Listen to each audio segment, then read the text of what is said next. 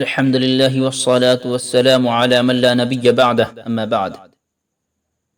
ہم اپنی زندگی کے مقصد کو بدلے، ہم اللہ اور رسول صلی اللہ علیہ وسلم کو راضی کرنے والی زندگی کو اپنا لے، جو مردوں کے لیے بھی ہے اور عورتوں کے لیے بھی ہے۔ اللہ تعالیٰ نے دنیا کے سب سے بڑے بادشاہ جس نے رب ہونے کا دعویٰ کیا وہ فرعون ہے۔ اس کی ملکہ کی کتنی شان ہوگی، وہ ایمان لے آئی، مسلمان ہو گئی۔ فرعون ہر قسم کی دھمکی دے بیٹھا، فرعون ہر قسم کے لالچ دے بیٹھا، لیکن جب یہ دل اپنے مقام پر آ جائے تو اسے کوئی نہیں ہلا سکتا۔ یہ دل بنا ہی اللہ کے لیے ہے، یہ دل بنا ہی اللہ کے رسول صلی اللہ علیہ وسلم کے لیے ہے، اس میں کسی اور کا دخل نہیں ہے۔ اس نے کہا اب میں اپنے رب کو پہچان چکی ہوں، قید میں گئی، بھوک برداشت کی، ایمان بھی عجیب چیز ہے۔ اللہ اور رسول صلی اللہ علیہ وسلم کی محبت عجیب شے ہے، جتنی سختی ہوتی ہے ایمان اتنا اندر میں اتر جاتا ہے، جتنی مشقت ہوتی ہے ایمان اتنا اندر میں اتر جاتا ہے۔ یہ عجیب مسئلہ ہے۔ فرعون کا ظلم بڑھ رہا ہے اور آسیہ کا ایمان بڑھ رہا ہے، فرعون کی شدت بڑھ رہی ہے اور آسیہ کی محبت بڑھ رہی ہے۔ فرعون قید میں ڈال رہا ہے اور آسیہ کے اندر اللہ تعالیٰ کی محبت بڑھ رہی ہے، یہاں تک کہ فرعون نے حکم دیا کہ اسے لاؤ اور دربار میں کوڑے مارے جائے۔ وہ شہزادے جس نے کبھی تنکے کو ٹیڑھا نہ کیا، مخمل کے فرش کے علاوہ چل کر نہ دیکھا، اور جس کی کمر کبھی دیباج اور پھولوں کی سیج سے جدا نہ ہوئی، آج اسی کمر پر اللہ اور اس کے رسول علیہ السلام کی محبت میں کوڑے مارے جا رہے ہیں۔ کپڑے پھٹ گئے، خون کے فوارے چھوٹے، گوشت کے لوتھڑے دربار میں اڑ رہے ہیں، اور وہ کہہ رہی ہے اور مارو اور مارو، جان سے مارو، لیکن اللہ اور اس کے رسول صلی اللہ علیہ وسلم سے رشتہ نہیں کر سکتا۔ بالآخر تنگ آ کر فرعون نے کہا اسے سولی پہ لٹکا دو۔ سولی کیا تھی؟ ہاتھ میں اور پاؤں میں لکڑی کے ساتھ لگا کر کیل ٹھوک دیتے تھے۔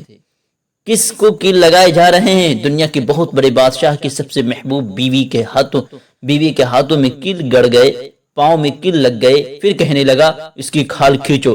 اسی وقت آسیہ نے آسمان کو دیکھا اور عرض کیا، قرآن نے قصہ بیان کیا، اعوذ باللہ من الشیطان الرجیم وضرب اللہ مثلا للذین آمنوا امرأة فرعون۔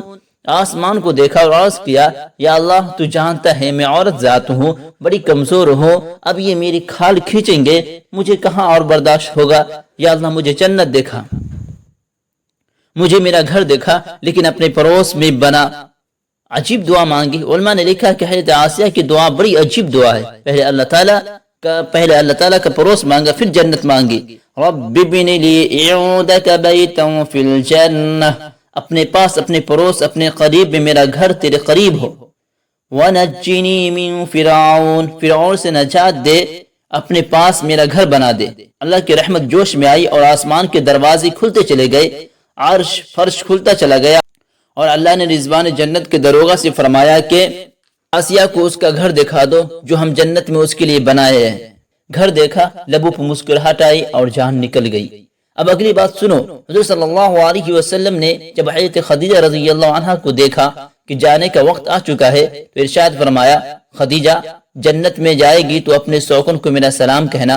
حضرت خدیجہ رضی اللہ عنہا نے عرض کیا، یا رسول اللہ ای زوجۃ قلبی، مجھ سے پہلے آپ کی بیوی کون ہے؟ آپ صلی اللہ علیہ وسلم نے ارشاد فرمایا، فرعون کی بیوی آسیہ، اللہ نے جنت میں میری بیوی بنا دیا ہے۔ ہم دنیا کے ناز و نخروں کے لیے نہیں آئے، بلکہ یہ گزرگاہ ہے، یہ دھوکے کا گھر ہے، یہ مچھر کا گھر ہے، یہ مکڑی کا جالا ہے، یہ غدار ہے، یہ دغاباز ہے، یہ مکار ہے، یہ فریبی ہے، یہ دھوکہ باز ہے۔ اس کا ظاہر اور ہے اور باطن اور ہے، اس کی خوشیوں کے پیچھے غم کی قطار ہے، اس کی راحت کے پیچھے دھوکے کے سمندر ہے، اس کی عزت کے پیچھے ذلت کی سیاہی ہے، اس کے اقتدار کے پیچھے زوال کا بہت بڑا محیط صاف ہے۔ اس کی خوشیوں کو غم نگلتے ہیں، اس کی خوشیوں کو غم نگلتے ہیں، اس کی زندگی کو موت کھاتی ہے، اس کی جوانی کو بڑھاپے لے جایا کرتا ہے، اس کی غنا کو فقر مٹاتا ہے، اس کی راحت کو مصیبت لے جاتی ہے، اور اس کے سیج کو قبر کی سیج سے بدل دیا جاتا ہے۔